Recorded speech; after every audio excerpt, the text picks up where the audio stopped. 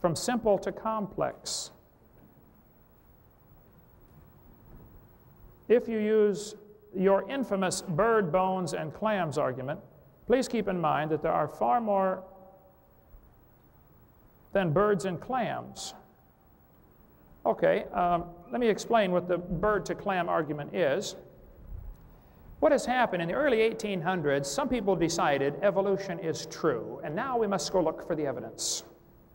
So they start with the preconceived idea that evolution happened, and they did nothing but follow Aristotle's old chain of being, that you start with the simple and go to the complex. Evolution is nothing more than a regurgitation of Aristotle's theory from 2,004 or 500 years ago, whatever it was.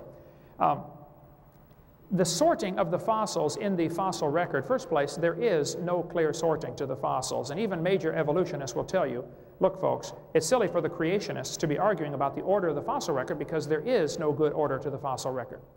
The fact is, I think clams are generally found at the bottom of the geologic column, though not always. I mean, clams are found on top of Mount Everest.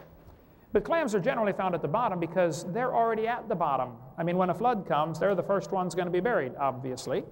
So I think they're buried, birds are buried on top because birds are going to be the last ones to drown in a flood. They fly around till they run out of gas. So they're sorted based upon their habitat. Secondly, they're sorted based upon their intelligence. As best anybody can figure out, clams are not too bright. Thirdly, they're sorted based upon their mobility. Clams cannot run very fast. So they're likely to be the first ones buried. And I think if there is any sorting to the geologic column, and there isn't a real good sorting, but any sorting that there is based on hydrologic sorting that is obviously from a flood. See, some people don't like the idea of a flood because that means God, who created the world, has the authority to judge his creation. And they want to keep their God, if they have one, they want to keep him in a box where he has no authority to judge their sin. I'm convinced that's the real hidden agenda behind all this. The Bible says in 2 Peter chapter 3, in the last days, scoffers would come that would be willingly ignorant of the creation and the flood. And that's what we've got.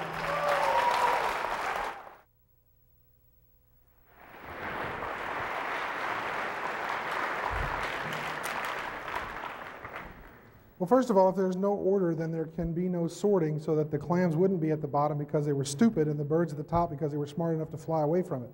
They would be all mixed up. You wouldn't find the dumb animals at the bottom and the smart animals at the top. You simply would find everything all mixed up. The rest of the question, which I don't think Mr. Hovan got to, it's difficult to read, admittedly. If you use your infamous bird and bones and clams arguments, please keep in mind that there are far more than birds and clams, and explain why the lighter, less dense creatures are near the bottom. Well, you know, if the dinosaurs got caught in the flood, and you know, maybe Noah did take two of each kind of dinosaur, two dinosaur kind, but the rest of them certainly got wiped out in the flood. They're heavy. Shouldn't they sink to the bottom? Heavy things sink to the bottom when they drown. Bodies sink to the bottom until they start to decompose and they bloat and they float back up. So why wouldn't you find everything that just sort of settled to the bottom? These things sort of settle out and they get all mixed up when they settle out. Interesting note, the single catastrophic event. You know, we brought up the fact earlier that in the Bible it claims that the earth is flat. You're also talking about a culture, when the Bible was written, or at least parts of it were written, who lived in fertile river valleys. And to them, catastrophic events were floods.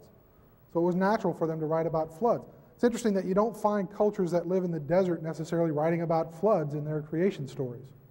They write about other kinds of creation. The Australian Aborigines, for example, who live in a desert, they talk about how the ancestors sang the world into creation. It's a really beautiful story. If you're not familiar with it, you should read it. Because I don't just read, you know, the biblical creation stories. I read lots of different creation stories. I don't necessarily agree with all of them. You know, you can't agree with every one of them, but, you know, I don't tell somebody else that they can't agree with them either. The stratigraphic column does exist. We use things like biological correlation. You can go to one stratigraphic layer in one part of the country or the world and find an organism trapped in a particular layer. And you go to another part and you can find another fossil, the same kind of animal, oh, I have to stop now, in the same stratigraphic profile. Take a geology class. Monkeys, where do women evolve from? Well, that's a good question. Let me bring up Lucy and her kind, her kin, her kith and kin. We talk about we don't have any bones from Lucy's foot, but Lucy's not the only Australopithecus afarensis, to use the genus and species, that we found. In fact, we have, you know, a number of them, including a group of 13 individuals that we found. And we do have foot bones from them. And this is just a comparison of a chimpanzee foot, an Australopithecine foot, not necessarily Lucy's foot, okay, but one of her species, and a human foot. And to talk about the fact that the footprints are fake because they're modern human footprints, this is an outline of one of the footprints at Laetoli, and it is clearly not a modern human footprint. It is what we would consider a transitional footprint. If an ape footprint, apes have opposable big toes, not unlike our thumbs. They're not exactly the same. Apes have slightly longer fingers and slightly shorter thumbs, but they're opposable. And believe me, you go to the zoo and you can watch, chimpanzees can climb the heck out of trees. They got 4 hands, essentially, right? So they have an opposable big toe. Humans don't. We're bipedal creatures. We walk upright. We have a big toe that's in line with the rest of our toes. The soldiers all line up in perfect order. In fact, I'll tell you all to do an experiment tonight. When you get up and walk around, feel the weight of your body and how it's distributed on your feet. One of the reasons why that big toe is where it is because it's a major balance point. If you lose your little toe in an accident, get it cut off, you don't have to necessarily learn how to walk all over again. It might be difficult, you know, while it's sore, but if you lose your big toe, and my nephew had a lawnmower accident, he lost his big toe to a lawnmower, it took him several months of recuperation and therapy to learn how to walk again because he lost a major balance point. That's what we use it for. Okay? The footprint of the Australopithecines that lived about 3 million years ago, which is about halfway in between when we think humans first emerged and today, has a foot that is transitional. Here are the bones, and here's an outline of the footprint.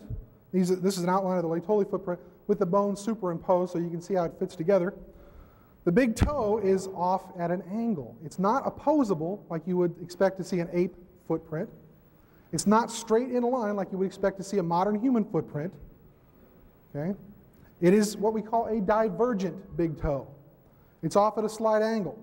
Now, if I'm going to tell you that in evolutionary terms, we transitioned, we went from a quadruped, an ape-like creature that had opposable big toes, to a bipedal human-like creature that doesn't have an opposable big toe, the transition has to be somewhere in the middle. It can't be fully opposable and it can't be in a straight line. It's somewhere in between, and that's, by golly, what we see here, somewhere in between. And I'll stop there. Would you like me to leave this up, or? Yes, if you don't mind, that would be great. There are 2 books we have on our table over here that deal with this subject. One is called Bones of Contention, which goes through the information about the Lucy, the Australopithecines. The one that was labeled Lucy in National Geographic 1985 was not Lucy's knee, at least, was not Lucy's knee at all. Donald Johanson let that one slide by. I've got, I think, all of Donald's books at home. Lucy, if the toe is slightly separated, again, I point out, folks, you're finding a bone in the dirt. You don't know that it had any kids. And as far as the way they date those layers, it's really hilarious when you get into it to see how these layers are dated. If we had time, I didn't quite get time to call it up because we're jumping back and forth so many subjects here, but the layers of ash are dated by typically potassium-argon dating. We cover that for probably 30 minutes on videotape number 7 and also on my website, drdino.com, with some of the wild dates that are obtained by potassium-argon dating. A layer of ash called the KBS tuft had been dated for years at being 212 million years old. They dated it several different ways. Everybody agreed that's 212 million years old, until Richard Leakey found a perfectly normal human skull.